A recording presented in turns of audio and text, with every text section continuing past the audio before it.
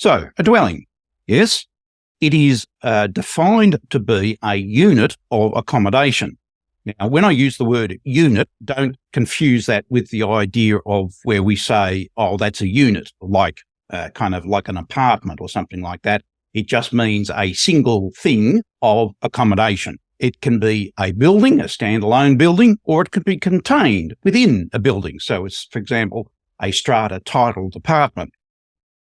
But it must be wholly or mainly residential accommodation for it to be a dwelling. The other thing just to note is that the dwelling includes the land that is immediately underneath the dwelling.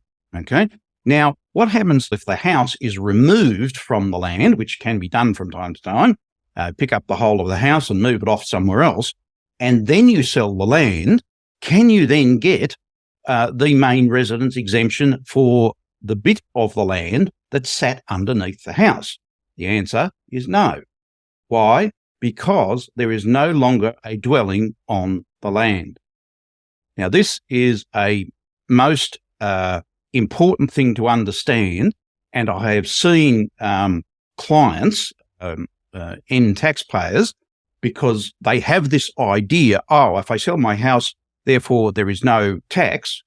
I have had a situation which I've advised on where that was the case. There was a house on land, and what they did was they subdivided the land. So part of the land didn't have a house on it. Then they knocked the house down. And so what we had was a few subdivided blocks. And then they decided to sell them off. This was their plan, to sell them off or gift them to family members. And they wanted confirmation that there was no capital gains tax on the disposal. And I had to say, I'm sorry, you can't have that because there is no dwelling.